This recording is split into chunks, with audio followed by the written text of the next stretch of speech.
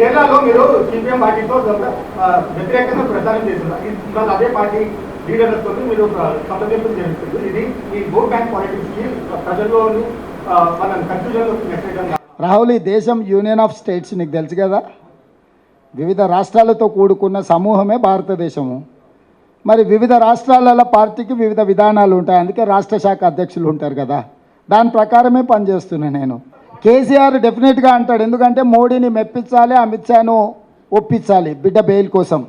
తెలంగాణ రాష్ట్రం ఇచ్చి ఆంధ్రప్రదేశ్లో పార్టీ దాదాపుగా కనుమరుగైపోయి కేంద్రంలో అధికారం కోల్పోయి ఇక్కడ ప్రజల ఆకాంక్ష నెరవేర్చిన సోనియా గాంధీ కాంగ్రెస్ పార్టీ ప్రధాన శత్రువు అంటున్నాడంటే చంద్రశేఖరరావు గారి యొక్క ఆలోచన విధానం ఏందో మీరు అర్థం చేసుకోండి.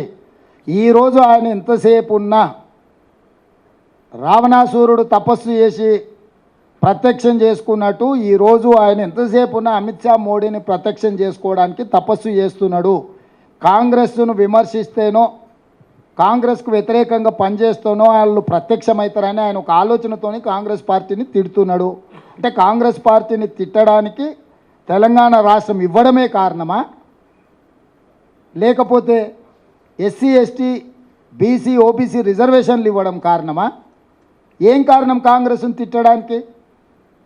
ఇప్పుడు ఆయన మోడీని ఒప్పించే ఆలోచన తప్ప ఇంకేదైనా ఒక్క కారణం చూపించండి కాంగ్రెస్ను విమర్శించడానికి. 10 సంవత్సరాలు వైఫల్యం చెందిన ప్రధానమంత్రి, దగా చేసిన ప్రధానమంత్రి, దేశాన్ని అప్పుల ఊబిలో ముంచేసిన ప్రధానమంత్రి నరేంద్ర మోడీ గారు అక్కడుంటే ఆయన గురించి మాట్లాడకుండా 100 రోజుల్లో 5 గ్యారెంటీలను అమలు చేసి 30,000 ఉద్యోగాలు ఇచ్చి బీసీ జనాభా లెక్కలు పెట్టి మెగా డిఎస్సి నోటిఫికేషన్ ఇచ్చి పబ్లిక్ సర్వీస్ కమిషన్లో గ్రూప్ 1 ఉద్యోగాలు 564 నోటిఫికేషన్ ఇచ్చి ఇన్ని సమూలమైన మార్పులు తీసుకొచ్చి ఈరోజు వరి మొత్తం 7,000 చిల్లర కొనుగోలు కేంద్రాలు తెరిచి రైతులు పండించిన ప్రతి చివరి గింజ వరకు కొనుగోలు చేస్తున్న మమ్మల్ని ఈరోజు చంద్రశేఖరరావు గారు విమర్శిస్తున్నాడంటే అసలు ఆయన ఏ రకమైన వైఖరులు ఉన్నాడో ఆయన మానసిక స్థితిని మీరు అర్థం చేసుకోండి. ఇప్పుడు నేను అధికారం చేపట్టినాడు డిసెంబర్ 7 తారీఖు నాడు 7 లక్షల కోట్ల అప్పుతో బయలుదేరినాము. ఆ రోజు నుంచి మొన్న 7 తారీఖు వరకు ఏప్రిల్ 1 వరకు 26,000 పైచిలకు కోట్ల రూపాయలు కేసీఆర్ చేసిన అప్పు కట్టినము.